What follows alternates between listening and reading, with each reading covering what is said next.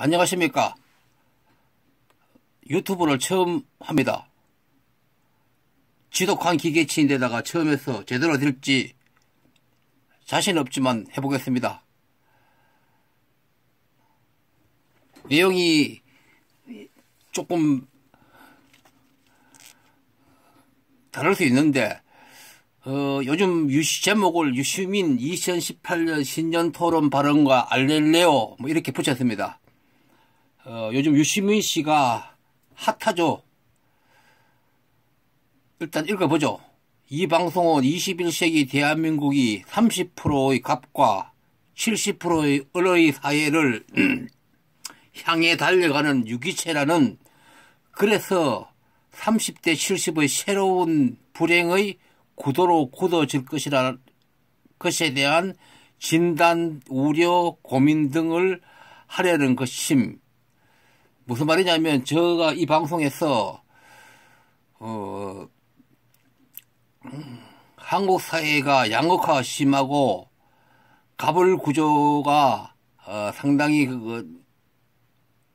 심각한 그런 나라라고 하는 것은 누구나 인정하는 그런 상식이 된 시대인데, 그 점에 대해서 좀 더 깊이 있게 유튜브를 통해서 같이 한번 얘기를 나누어 보려는 그런 어떤 취지입니다. 그게 목적입니다.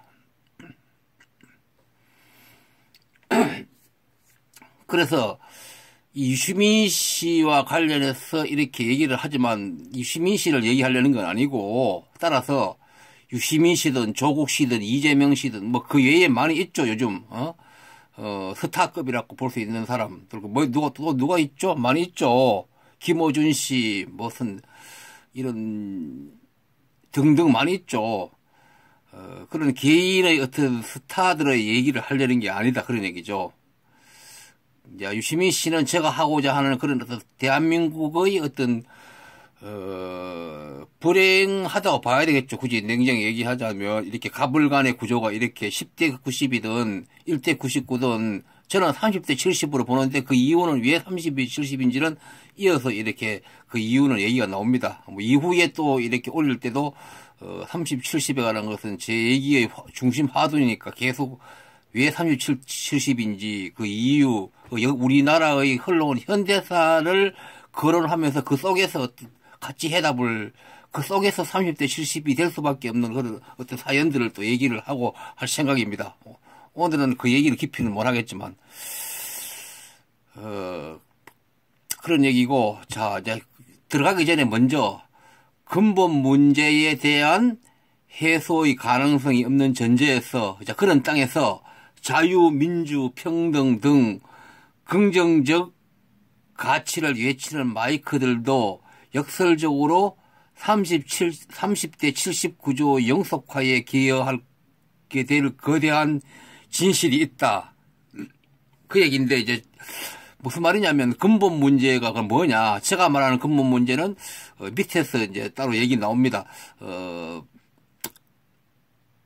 재벌 문제, 그리고 공조직의 문제, 뭐 세금, 부동산의 문제, 이렇게 그 나라의 어떤 구도를 형성하는 어떤 근본 문제들이 있을 거 아니에요. 그걸 얘기하는 거예요.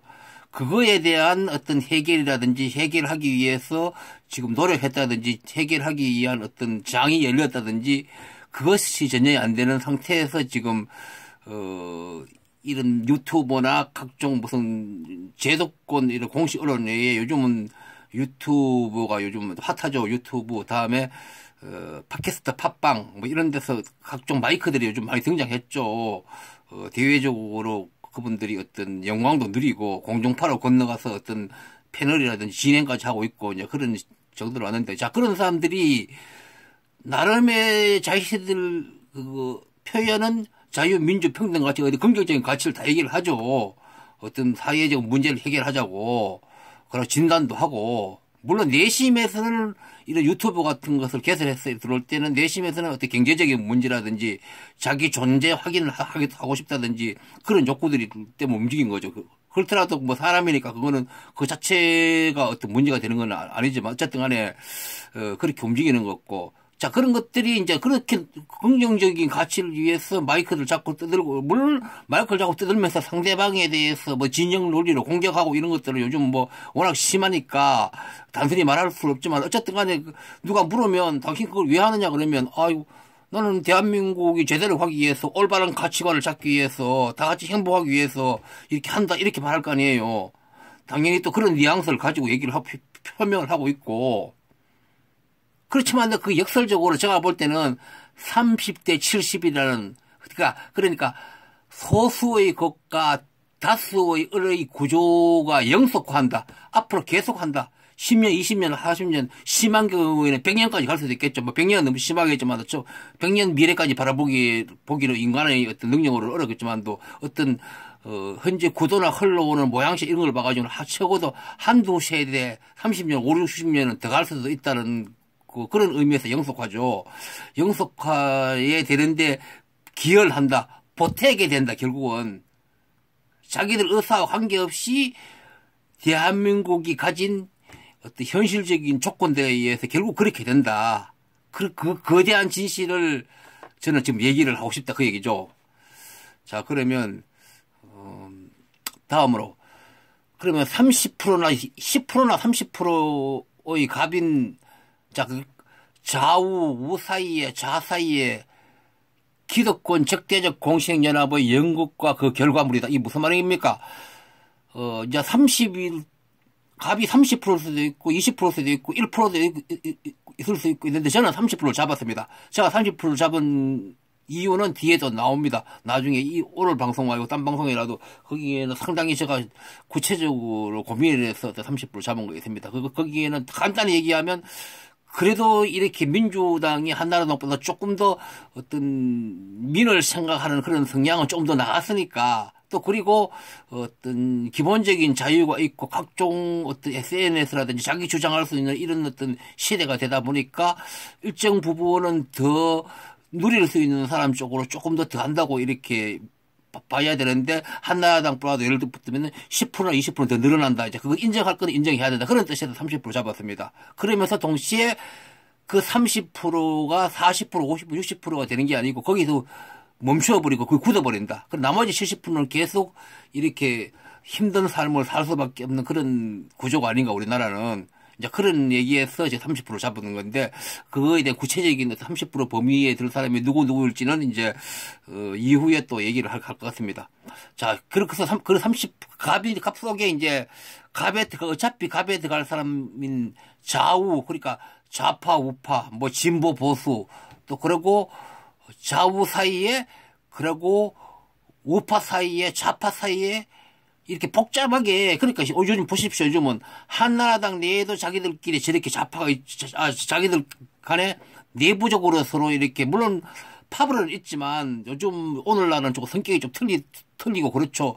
한나라당 내에 지난번에 박근혜 대통령 그런 일이 있을 때 당이 당을 뛰쳐나가가지고 다시 뭐 복당하냐 그럴 정도로 이제 과거에 볼 수 없는 어떤 같은 정당 내에 그런 분열이 일어났고 민주당 내에서도 지금 이재명 씨를 중심으로 해서 심각한 지금 반목 현상 일어나지 않습니까? 그러니까 각 정당 내에 내에도 이제 그런 어떤 치열한 어떤 자기들과의 다툼이 있고 또 여당 야당 사이에 다툼이 있고 그만큼 이제 중청적으로 복잡해졌다는 얘기죠. 그런데 이제 그런 사람들이 서로 자기가 옳다고 상대방을 비판하고 하지만 제가 보는 어떤 진단의 기준에서 볼 때는 결국은 다 기득권이다. 그 사람들은 제가 볼 때는 그럽니다. 30% 내에서 보호받는 사람 내에서의 얘기다. 그래서 그 기득권들이 적대적 공생연합을 하고 있다. 그런 연극을 하고 있다. 그래서 거기에서 나오는 뭐가 권력이라든지 뭐 자리라든지 돈이 나오면 그 결과물이 뭐냐 이런 얘기예요. 물론 여기서 연극이라는 얘기는 뭐 의도적으로 계획을 해서 연극했다는 얘기가 아니죠. 해석을 하면 결과적으로 그렇게 될 수밖에 없다. 연극을 하는 것 같은 어떤 그런 결과가 나온다. 해석을 하자면 그 얘기고요.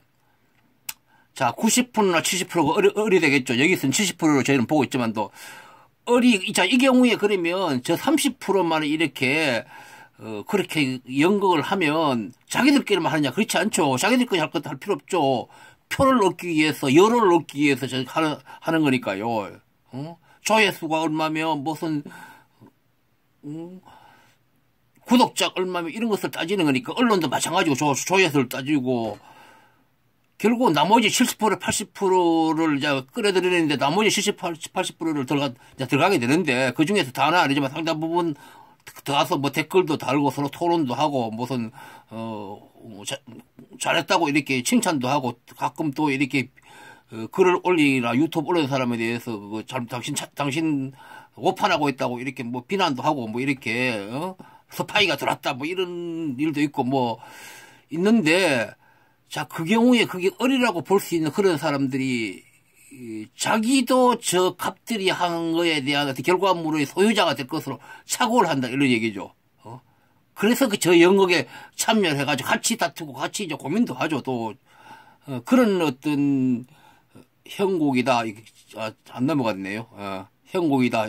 못 넘겼습니다. 90%나 70%의 의리 자신도 소유자가 될 것으로 착오를 해서 저 연극에 참여해서 같이 다 고민하는 형국이다.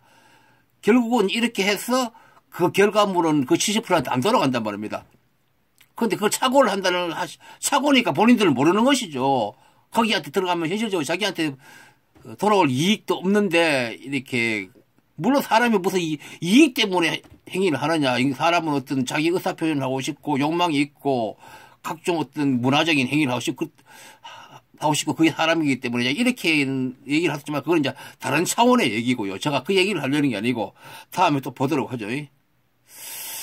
자본, 돈, 친자본적 좌파의 범난, 자기 존재 확인의 쟁탈, 21세기 대한민국에서 저 부정의 욕망에 갇혀 폐쇄적 순환을 할 수밖에 없는 요소들과 그 역사적 사연, 이제 그런 얘기다, 그 말이죠.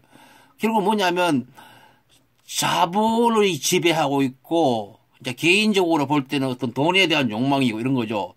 그리고 특히 친자보적 좌파가 지금 굉장히 우리 대한민국의 성격을 결정하는데 굉장히 지금 큰 어떤 의미를 가지는 어떤 시대가 되어버렸다고 생각해요. 민주당 세력 내에는 친자본적 좌파가 거의 점령을 조금 더, 강하게 얘기하면 점령을 했다 싶지 않느냐 이런 느낌이 들 정도예요. 이제 방점은 친자본이라는 데 있죠. 방점은. 그러니까 좌파는 좌파대 돈을 좋아한다 이런 얘기죠. 소위 강남 좌파도 포함되는데 그하고는 조금 새로운 성격으로 탄생한 어떤 부류로 저는 진단하고 분류하고 있습니다. 저게 강력한 맹렬한 어떤 힘을 지금 크고 있고 이런 거거든요. 다음에 자기 존재 확인. 자기 존재 그러니까 경제적인 이익과 또 인간은 자기 존재 타인으로부터 자기 존재가 확인되어야지 인간은 살아나는 그런 사회적 동물이니까 그런 것들. 그래 저게 부정의 욕망이라고 봐야 되겠죠. 긍정적인 욕망보다도 제가 말한 이런 지금 현재 이 상태에서는 저것들이 그러면 어떤